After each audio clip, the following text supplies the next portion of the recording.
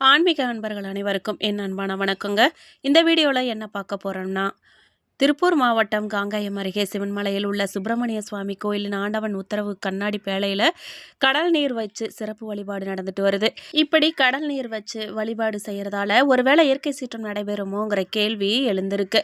இதன் விளைவா 12 ராசிக்காரர்களுக்கு இந்த மாதம் எப்படி இருக்க போகுதுன்னு சொல்லியும் இந்த வீடியோவில் விரிவாக பார்க்க போகிறோம். வீடியோவை ஸ்கிப் பண்ணாமல் கடைசி வரைக்கும் முழுசாக பாருங்கள். வீடியோ பற்றின கருத்துக்களை மறக்காமல் கமெண்ட் பாக்ஸில் பதிவிடுங்க.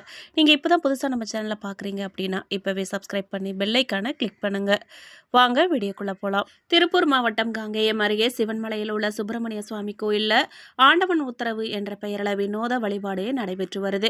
இந்த மலை கோயிலில் எந்த கோயிலையும் இல்லாத ஒரு சிறப்பு அம்சமாக இந்த கோயிலில் ஆண்டவன் உத்தரவு என்ற பெயரில் ஏதாவது ஒரு பொருளை வச்சு சிறப்பு பூஜை செய்யும் வழக்கம் பின்பற்றப்பட்டு வருது.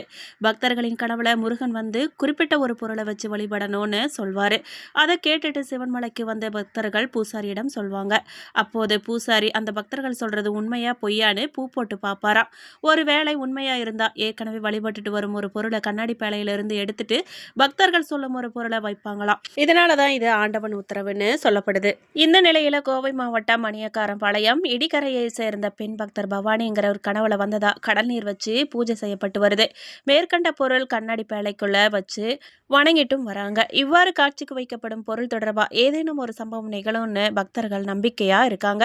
முன்னதா கண்ணாடி பேழைக்குள்ள கடந்த மார்ச் மாதம் 6ஆம் தேதி முதல் பிரம்பு மற்றும் சூடம் வைக்கப்பட்டு பூஜிக்கப்பட்டு வந்த நிலையில சுமார் 7 மாதங்களுக்கு பிறகு பக்தர்களின் கனவுல வந்த கடல் நீர் வைக்கப்பட்டு பூஜிக்கப்படுறது குறிப்பிடத்தக்கது.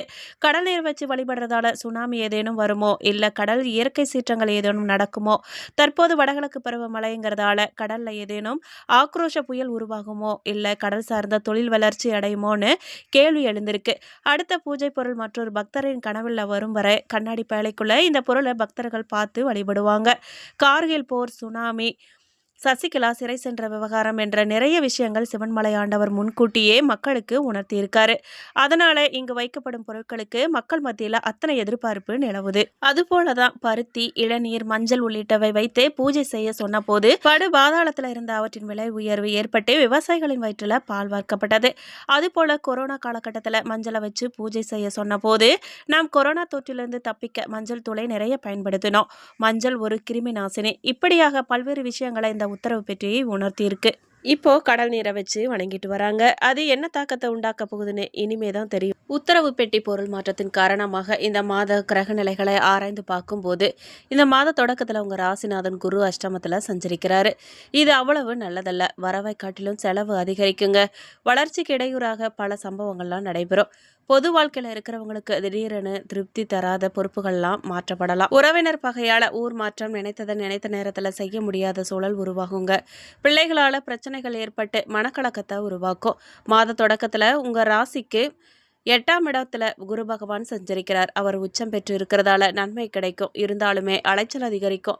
அடிக்கடி பயணங்களால ஆரோக்கிய சீர்கேடு உருவாகலாம். ஒரு சில காரியங்கள்லாம் விரைவில் முடிஞ்சாலும் கூட எதிர்பார்த்து காத்திருந்த சில காரியங்கள் முடிவடையாம தாமதத்தை ஏற்படுத்தும். இடமாற்றம், வீடு மாற்றம் எதிர்பாராத விதத்தில் அமையும். உத்தியோகத்துல உயர் அதிகாரிகளின் ஆதரவு குறையும். அதனால வேற உத்தியோகத்துக்கு செல்லலாமாங்கிற சிந்தனை மேலோங்கும். வெளிநாடு செல்லும் முயற்சிகள்லாம் குறுக்கீடுகள்லாம் வரலாம். மாதம் முழுவதும் சகாயஸ்தானத்துல சனியும் ராகுவும் சஞ்சரிக்கிறாங்க. சகாயஸ்தானாதிபதி சனி வக்ர இயக்கத்துல இருக்கிறாரு. எனவே எதையும் ஒரு முறைக்கு பல முறை யோசிச்சும் அனுபவம் மிக்கவர்களின் ஆலோசனை கேட்டும் செய்யறது நல்லது. ஒரு சில காரியங்கள் நடைபெறுவது போல இருந்து கடைசி நேரத்துல நழுவி செல்லலாம். கடன் சுமையின் காரணமா மனக்கவலை அதிகரிக்கும். உத்தியோகத்துல வருவதா இருந்த பதவி உயர்வெல்லாம் இப்போ தடைபடும். அதிக கவனம் தேவைப்படும் நேரங்க இது. ஐப்பசி 10ஆம் தேதி விருச்சிக ராசிக்கு செவ்வாய் செல்றாரு. உங்க ராசிக்கு 5, 12 ஆகிய இடங்களுக்கு அதிபதியானவர் செவ்வாய். அவர் விரயஸ்தானத்துல சஞ்சரிக்கும் இந்த வேளையில சுப விரயங்கள்லாம் அதிகரிக்கும். துணிந்து எந்த முக்கிய முடிவுகளையும் எடுக்க முடியாது. சொத்துக்கள்லாம் விரயமாகலாம். சொந்தங்களால பிரச்சனை உண்டாகலாம். குடும்ப உறுப்பினர்கள் உங்கள் முடமறிந்து நடந்து கொள்ள மாட்டாங்க. வெளிநாடு செல்லும் முயற்சி கைகூடினாலும் அது திருப்தி அளிக்காது. உடன்பிறப்புகளின் வழியில செலவு உண்டாகும். ஐப்பசி 14ஆம் தேதி துலாம் ராசிக்கு சுக்கிரன் செல்றாரு. அப்போ புத சுக்கிர யோகமும் புத ஆதித்ய யோகமும் ஏற்படுது. உங்க ராசிக்கு 6, 11 ஆகிய இடங்களுக்கு அதிபதியானவர் சுக்கிரன். லாபாதிபதியான அதிபதியான அவர் லாபஸ்தானத்திற்கு வரும் இந்த நேரத்துல பொருளாதாரம் திருப்திகரமா இருக்கும். புகழ் பெற்றவர்களின் சந்திப்பு நிகழும். ஆடை ஆபரண சேர்க்கை, வெளிநாட்டு வணிகத்தால ஆதாயம் உண்டாகும். பெண் வழி பிரச்சனைகள் நல்ல முடிவுக்கு வருங்க. பிறர் போற்றும் அளவுக்கு வாழ்க்கை தரத்தை உயர்த்தி கொள்ள வேண்டும் என்று விரும்புவீங்க. பொது வாழ்க்கையில உள்ளவங்களுக்கு எதிர்பார்த்த மாற்றம் கிடைக்கும். வியாபாரம் மற்றும் தொழில் செய்யறவங்களுக்கு புதிய பங்குதாரர்கள்லாம் வந்து இணைவாங்க. உத்தியோகத்துல உள்ளவங்களுக்கு மேலதிகாரிகளால பிரச்சனை ஏற்படும். கலைஞர்களுக்கு மாத கடைசியில மகிழ்ச்சி நிலவும். மாணவ மாணவிகளுக்கு படிப்புல வெற்றி உண்டாகும். பெண்களுக்கு இல்லற வாழ்க்கை இனிமை தரும். எப்பொழுதோ கொடுத்த தொகை வந்து சேருங்க. இப்போ இடம் பூமி வாங்கும் யோகம் உண்டாகும். மேலும் உங்களுக்கு அதிர்ஷ்டமான நாட்கள் அக்டோபர் 29, 30, நவம்பர் 3, 4, 13, 14. மேலும் மாத தொடக்கத்துல கவனமா நடந்துக்கணும். நீங்க குடும்பத்துல கருத்து வேறுபாடுகள்லாம் ஏற்படலாங்கிறதுனால எந்த பிரச்சனையுமே நிதானத்தோடு கவனத்தோடையும் அணுகணும். கணவன் மனைவி இருவருமே பிடிவாதமா நடந்து கொள்ளக்கூடாது. இருந்தாலுமே குடும்பத்துல சந்தோஷமான நிகழ்வுகள்லாம் நடக்க நேரிடலாம். சுப நிகழ்ச்சிக்கான ஏற்பாடுகளை செய்வீங்க. உறவினர்களின் ஒத்துழைப்பும் புரிந்துணர்வும் உங்களுக்கு உதவிகரமா அமையும். அத்தியாவசிய செலவுகள்லாம் அதிகரிக்கிறதால கையிருப்பு குறைவதற்கான வாய்ப்பு இருக்கு. தங்க நகைகள்லாம் வாங்குறதுல அக்கறை காட்டினா நல்லது. அதே நேரத்துல வீட்டு தேவைகளையும் பூர்த்தி செய்யறதுல ஆர்வமா இருக்கணும். நீங்க அனாவசியமா வெளியூர் பயணம் செல்றத தவிர்க்கணும். தொழில் நிமித்தமா முக்கிய நபரை சந்திப்பீங்க. குடும்பத்துடன் குலதெய்வ கோயிலுக்கு சென்று வருவீங்க. பிள்ளைகளின் படிப்பு சிறந்த முறையில் இருக்கும். அதனால பெற்றோருக்கு மன நிம்மதி கிடைக்கும். வேலை இடத்துல பொறுப்புகள் அதிகரிக்கும். சரியான நேரத்துக்கு வேலைக்கு செல்லணும். சிலருக்கு எதிர்பார்த்த இடமாற்றம் ஏற்படக்கூடுங்க. அதிகாரிகளின் ஆதரவை எதிர்பார்க்க முடியாது. மாத பிற்பகுதியில அரசு பணியில இருக்கிறவங்க அக்கறையுடன் வேலை பார்க்கணும். வியாபாரம் சற்று சறுக்கலா நடக்கும். தொழிலில் பார்ட்னர்களால சில பிரச்சனைகள்லாம் உண்டாகலாம். அதை புத்திசாலித்தனமாக தான் அணுகணும். பற்று வரவு கணக்குகளில் தவறு நேராம பார்த்துக்கோங்க. குடும்பத்தை நிர்வாகம் செய்கிற பெண் மகளிருக்கு இந்த மாதம் மகிழ்ச்சியை தரும் விதமாக அமையும். விரும்பிய பொருட்களை வாங்குறதுக்கு கணவன்மார்கள் பச்சை கொடி காட்டுவாங்க. அலுவலகம் செல்லும் பெண்களின் ஆசைகள்லாம் அடுத்தடுத்து நிறைவேறும். மேலும் மூலம் நட்சத்திரக்காரர்களுக்கு வாழ்க்கையில படிப்படியாக முன்னேற்றம் அடைந்து வரும் உங்களுக்கு ஐப்பசி மாதம் யோகமான மாதமாகவும் பாக்கியஸ்தானத்தில் சஞ்சரிக்கும் கேதுவால பெரிய மனிதர்கள் ஆதரவும் தெய்வ அருளும் கிடைக்கும். சிலருக்கு கோயில்களுக்கு சென்று வேண்டுதலை நிறைவேற்றிய நேரம் கூடி வருங்க. யோக போக காரகன் ராகு 3ஆம் இடத்துல சஞ்சரிக்கிறதால எடுக்கும் முயற்சிகள்லாம் வெற்றியாகும். மனசுல ஏற்பட்ட குழப்பமெல்லாம் விலகும். அத்தியாவசிய தேவை நிறைவேறும். வெளிவட்டாரத்துல உங்க செல்வாக்கு உயரும். தொழில் அபிவிருத்தியாகும். வராம இருந்த பணமெல்லாம் இப்போ வந்து சேருங்க. புதிய தொழில் தொடங்க முயற்சிக்கிறவங்களுக்கு நல்ல வாய்ப்பு அமையும். அரசு வழியில எதிர்பார்த்த சலுகைகள்லாம் கிடைக்கும். வெளிநாடு செல்வதற்கும் புதிய தொழில் தொடங்குவதற்கும் அனுமதி கிடைக்கும். அரசியல்வாதிகளுக்கு செல்வாக்கு உயரும். சிலருக்கு எதிர்பார்த்த பொறுப்பு பதவியும் கிடைக்கும். பணியாளர்களுக்கு எதிர்பார்த்த இடமாற்றம் பதவி உயர்வு கிடைக்கும். மாணவர்களுக்கு படிப்புல அக்கறை உண்டாகும். விவசாயம் லாபம் தரும். மருத்துவம் காவல்துறையினருக்கு நெருக்கடி விலகும்.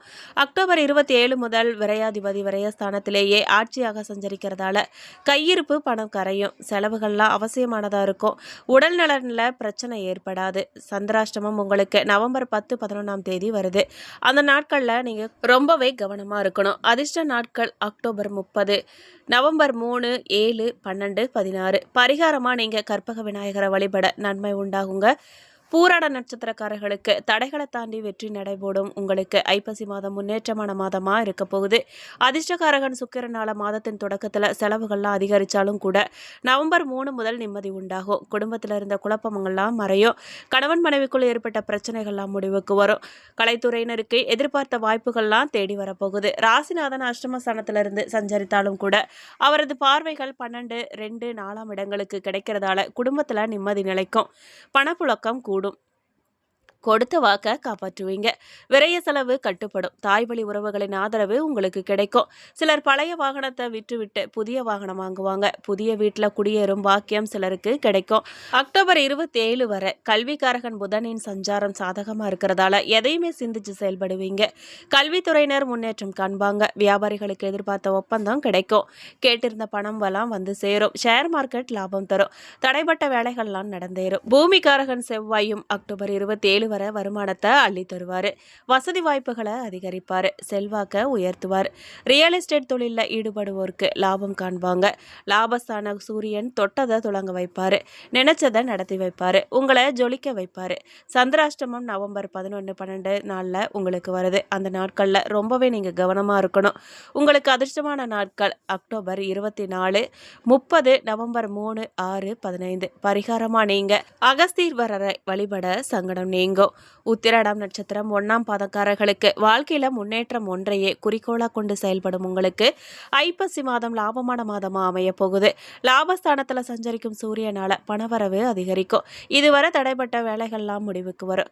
வியாபாரம் தொழில்ல எதிர்பார்த்த ஆதாயம் கிடைக்க போகுது. சுய நிறுவனங்கள்லாம் நடத்தி வருவோருக்கு பணியாளர்களின் ஆதரவு உண்டாகும். பணியாளர்களுக்கு எதிர்பார்த்த இடமாற்றம் பதவி உயர்வெல்லாம் கிடைக்க போகுது. தனியார் நிறுவனத்துல பணிபுரிவோருக்கு எதிர்பார்த்த சலுகைகள்லாம் கிடைக்க போகுது.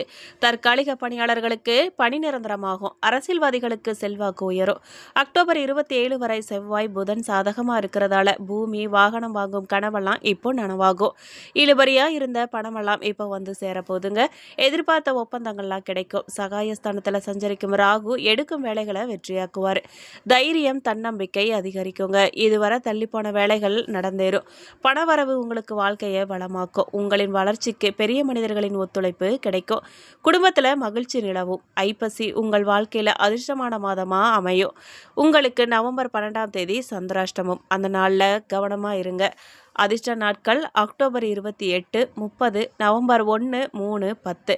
பரிகாரமா அதிகாலையில சூரியனை வழிபட நெருக்கடிகள்லாம் விலகி நன்மைகள்லாம் உண்டாகும். மேலும் இந்த வீடியோ உங்களுக்கு பிடிச்சிருக்கணும், பயனுள்ளதாக இருந்திருக்கணும் நாங்கள் நம்புகிறோம். வீடியோ பற்றின கருத்துக்களை மறக்காமல் கமெண்ட் பாக்ஸில் பதிவிடுங்க. நீங்கள் இப்போ தான் புதுசாக நம்ம சேனலை பார்க்குறீங்க அப்படின்னா இப்போவே சப்ஸ்கிரைப் பண்ணி பெல் ஐக்கானை கிளிக் பண்ணுங்கள். நன்றி.